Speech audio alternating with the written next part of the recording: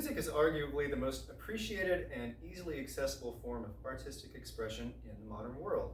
From ancient simple beginnings to the seemingly inhuman skills of the classical composers, to the melodic sensibilities of pop stars and YouTubers, sonic structured sound is either through listening or creation an amazingly personal way to express emotion. Now, I'm not exceptional in that music is exceptional to me and is my primary outlet for self-expression, both sharing songs by other artists that I enjoy or by creating them myself. So I will tell you some of my experiences and share my musical journey with you, tell you what it means to me and how I use it. Now, as a kid, my father shared a lot of 50s music with me. So I got a lot of that, some 60s a little bit, but mostly 50s stuff. That's what he grew up listening to. So that is what I grew up listening to. From my mother, I was a kid, 10-ish or so in the early 90s. So I had a lot of pop music from the late 80s and early 90s. I got a lot of that from her. I wasn't necessarily intentionally exposed to music. I wasn't really around it more than anyone else. I also certainly didn't seek it out when I was young, but there were a few exceptions. Every once in a while, I do have strong memories of certain songs that still, with me today, I feel the same now that I did then. Such as the song at the end of the first Land Before Time film, which was by Diana Ross. I believe the song is called If We Hold On Together. That hit me very hard as a kid, but also when I lived in Atlanta, my parents and friends and I would go to Stone Mountain, which is a local park and attraction, and they would have fireworks and laser light shows, and they would play a lot of music, and some of that really stuck with me as well. In middle school, I had a music class, and the teacher played on piano. They would play just a tune every once in a while. They played one that really hit hard with me. One of the first songs that I remember was Simple Gifts by Aaron Copland from the Appalachian Spring Suite, which is an Amish tune, I believe. And there are lyrics to it, although that's not normally part of the modern version. But it just really hit me, and I don't know why. Even now, I feel the same when I hear it, but I don't know why I feel the do, but those emotions are strong. It takes me on a journey. It takes me somewhere. That really stuck with me. I also, at a church in Atlanta, I volunteered to have a solo in a play, so I was trying to be more active. My grandmother played guitar, and she was teaching me.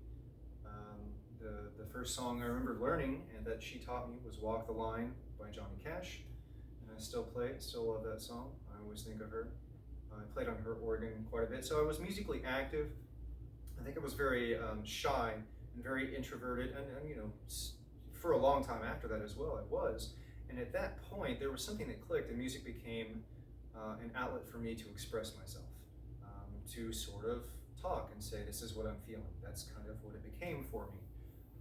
I didn't necessarily know that at the time, but looking back, I can recognize that. By the time I got to high school, I had friends, of course, who were playing, and it was like mid to late 90s, so rock was still very much so a big deal. And the cat is going to screw up the whole thing. That's what cats do. That is. Meow. Meow. So rock was still a big thing. You know, the grunge movement had come through. Alternative music was a big deal. I also had a lot of friends. Well, that was in Atlanta, and so a lot of alternative music was the stuff that I listened to. My friends and I were playing guitar. We were trying to learn, but we still kind of had that grunge ethos, and we just didn't want to take lessons from anyone. We wanted to do it ourselves. So we taught ourselves. We played by ear. We didn't want anyone to show us what we were doing. And then I moved to Tennessee not long after that, still in high school, and a lot of people in Tennessee listen to classic rock, so I started listening to more classic rock from the 70s. But a lot of that stuff wasn't necessarily stuff that I wanted to listen to. I was just listening to it because my friends were listening to it. And it showed in what I wrote. The things that I wrote were just completely at odds to what I was listening to at the time. In my early 20s, after high school, I started really branching out and trying to discover new music. And every once in a while, someone would show me something that I had not heard before, like a complete style that I had not heard before. And I would spend hours on the internet looking up that artist and other artists similar to that artist, especially on YouTube. And that just opened these floodgates, new sounds, new ways to express the same emotions. And that spilled over not just into what I listened to and felt, but also what I created and felt. So they were kind of building on each other. In my late 20s, I began. I wanted to. I wanted to build on that more, and I wanted to learn more about music theory and how everything kind of fit together and why it fit together the way it did. So I started studying music theory and learned more about relationships and how everything kind of fit together. I also, at some point, started getting into electronic music, which was another world that I had not explored before, with all these new sounds, new ways to express the same emotions. And that also spilled over into my tool set, the things that I would use to create music, like computer programs like FL Studio, where you can program and create your own electronic music. And so as I grew and into my 30s, I got back into school. I began pursuing a higher education again. I also began kind of a path of self-discovery. I started learning about psychology and about relationships in general and emotion in general, and how music kind of, again, as I said, it is relationships.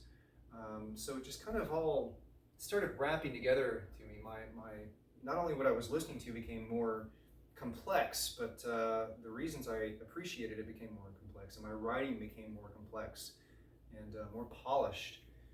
So I just kept building on those tool sets and to have better tools to express what I wanted to express. Because as I said, music is personal expression. It is emotion. It is all of those things. It is a song is a journey. It can be a story. Like Simple Gifts, like I said, I don't know exactly where it takes me. It's not something I ever figured out, but it always takes me to the same place, and it is very, very enjoyable. And back to YouTube as a tool.